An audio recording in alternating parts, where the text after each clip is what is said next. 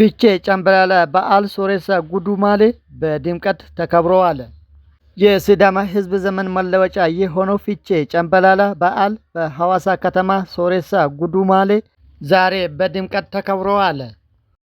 በበዓሉ ላይ የሲዳማ ክልል ርዕሰ መስተዳድር ደስታ ሌዳሞ፣ ሌሎች የፌዴራልና የክልል ከፍተኛ የመንግስት ስራ ኃላፊዎች እንደዚሁም ከተለያዩ የሀገራችን ክፍሎች የተወጣጡ ኢትዮጵያውያንና የበዓሉ ባለቤት ከሆነው የሲዳማ ሕዝብ ጋር በዓሉን ለማክበር የተገኙ ሲሆኑ የውጭ ሀገራት ዜጎችም በዓሉን ታድሞታል።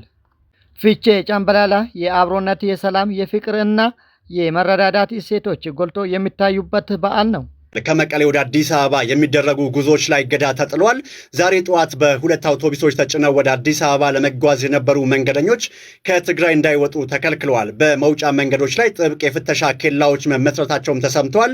ይህ እንቅስቃሴ ገደብ ለምን አስፈለገ? መረጃዎች እንደሚያመላክቱት ከሆነ ወጣቶች ክልሉን በገፍ የለቀቁ በመሆኑ ህወሓት ወጣቶቹን ለወታደራዊ ግዳጅ ለመጠቀም ፈልገዋልም ተብለዋል። የወጣቶቹ ስደትና የጉዞ እገዳ ወዴት ያመራል? አብረን የምናየው ይሆናል።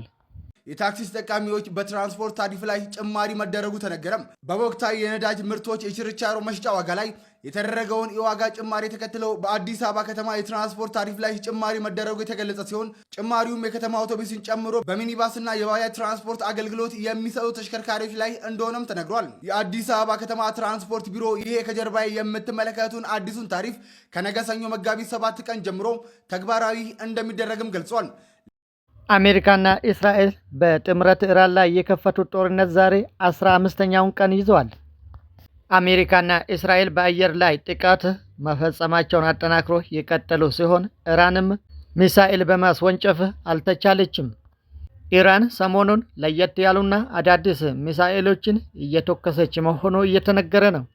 ትላንት ሌሊትም ብዙ ሚሳኤሎችን ወደ እስራኤል የተኮሰች ሲሆን ተኮሰች ሳይሆን አዘነበች መባሉ ይቀላል እያሉ ብዙዎቹ እየተናገሩ ነው።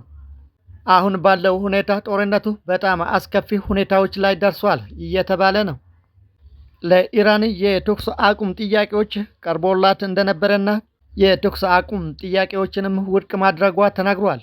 አንድ ከፍተኛ የኢራን ደህንነት ባለስልጣን ለራሽያ ቱዴይ በሰጡት መግለጫ ኢራን የቀረቡላትን የተኩስ አቁም፣ የሰላም ጥያቄዎችን እና የአስታራቂዎችን ጥረት ውድቅ ማድረጓ ተገልጿል።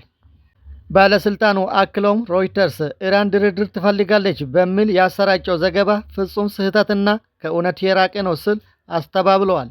ከዚህ በፊትም የቀረበላትን ጥያቄ ጦርነቱን የጀመርነው እኛ አይደለንም፣ ግን የምንጨርሰው እኛ ነን በማለት ውድቅ ማድረጓ ይታወሳል። የአሜሪካ የዓለማችን ግዙፍ የጦር መርከብ ተመታ። የጦር ጀቶቿም ተመቱ።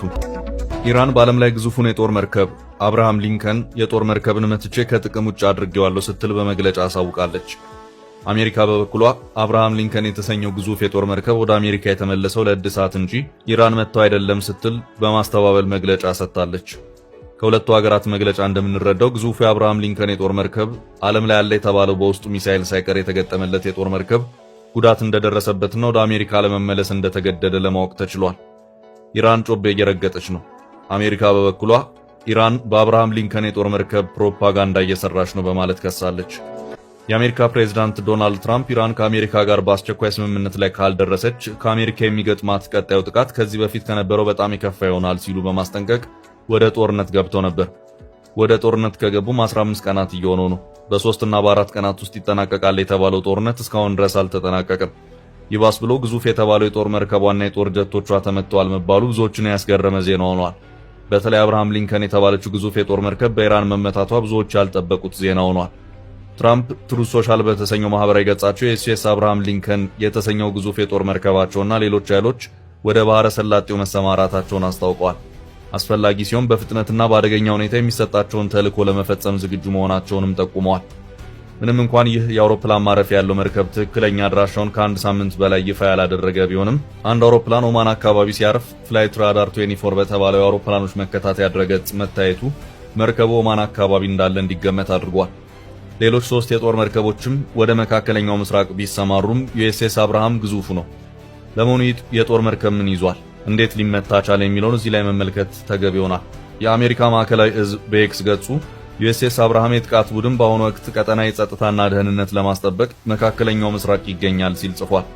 ዩኤስኤስ አብርሃም ሊንከን የኒኩሌር የጦር መሳሪያ ከያዙ የአሜሪካ የጦር መርከቦች አንዱ ሲሆን የአሜሪካ የባህር ኃይል የዓለማችን ትልቁ የጦር መርከብ ሲል ይጠራዋል። የአውሮፕላን ማኮብኮቢያና ማረፊያ ያለው ይህ መርከብ ኤፍ-35 እንዲሁም ኤፍ-18 ሆርኔት የተሰኙ የጦር ጀቶችን እንደታቀፈ አሶሺየትድ ፕሬስ ዘግቧል። ዩኤስኤስ አብርሃም ሊንከንና ሶስቱ የጦር መርከቦች በሺዎች የሚቆጠሩ የአሜሪካ ወታደሮችን ይዘው ወደ መካከለኛው ምስራቅ እንደተሰማሩ ይነገራል። መርከቡ የተለያዩ ሚሳኤሎች ሊኖሩት እንደሚችሉም ይታመናል። ከነዚህ መካከል የኔቶ ሲስፓሮ ጸረ ሚሳኤል መሳሪያ ይጠቀሳል።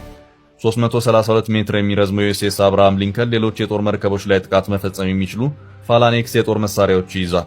ፋላኔክስ በኮምፒውተር ቁጥጥር የሚደረግለት በራዳር የሚመራ የጦር መሳሪያ ነው። መርከቡ ከዚህም አልፎ የተባለው ሱፐርሶኒክ የሚሳኤል ስርዓት እንደተገጠመለት ይታመናል። ከአሜሪካ ግዙፍ የጦር መርከቦች መካከል አንዱ የሆነው ዩኤስኤስ አብርሃም ሊንከን ሌሎች በርካታ የጦር መሳሪያዎችና የራዳር ስርዓቶች የተገጠሙለት ነው። ኤንኤስኤልኪው 25ኤ ኒክስ የተባለው ቴክኖሎጂ የሚያወጣው ድምጽ መርከቡን ለመከታተል የሚመጡ ኃይሎች ሰርጓጆችን ለማታለል የተሰራ ነው። ኢራን በሚሳኤል ጥቃት አልተቻለችም፣ የበላይነትም ይዛለች።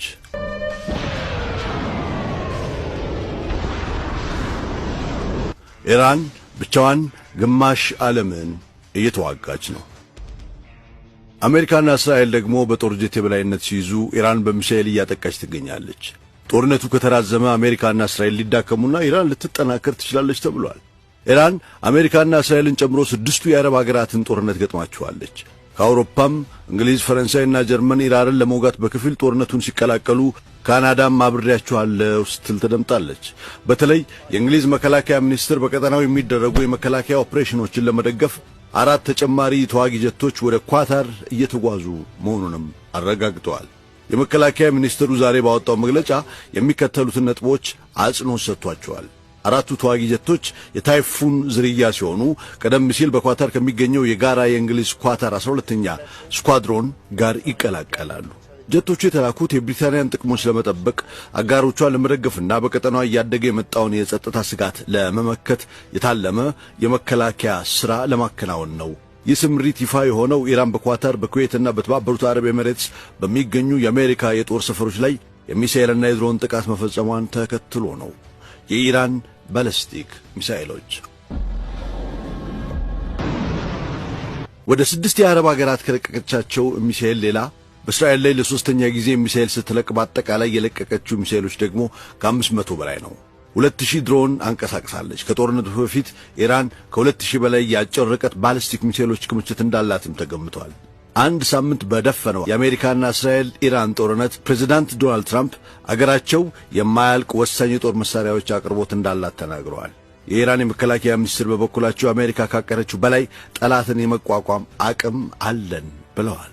የጦር መሳሪያዎች ክምችትና አቅርቦት ብቻቸውን የግጭቶችን ውጤት አይወስኑም።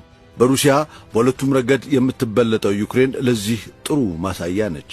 ይህም ቢሆን ግን የጦር መሳሪያ ክምችት በጦርነት ውስጥ ወሳኝ መሆኑ የሚካድ ጉዳይ አይደለም። ሶስተኛው የዓለም ጦርነትን አንፈልግም። የአውሮፓ ሀገራት ነዋሪዎች አሜሪካና እስራኤል በኢራን ላይ እየፈጸሙት ያለውን ጥቃት በማውገዝ የተቃውሞ ሰልፍ ወጡ። ነዋሪዎቹ የቀድሞውን አያቶላ አሊ ካሚኒና የአሁኑ ሙጅታባ ካሚኒን ፎቶ እንዲሁም በኢራን የሴቶች ትምህርት ቤት ላይ የተገደሉትን ህፃናት ፎቶ ይዘዋል። በርካታ ሰልፈኞች የቀድሞውን የኢራን ባንዲራ ሲያቃጥሉ የታዩ ሲሆን የአሁኑን የኢራን መንግስት ባንዲራ ከፍ አድርገው ሲያውለበልቡም ታይተዋል። ድርጊቱ ለኔታንያሁና ትራምፕ እንግዳና ያልጠበቁት ነገር እንደሆነባቸው ተዘግቧል።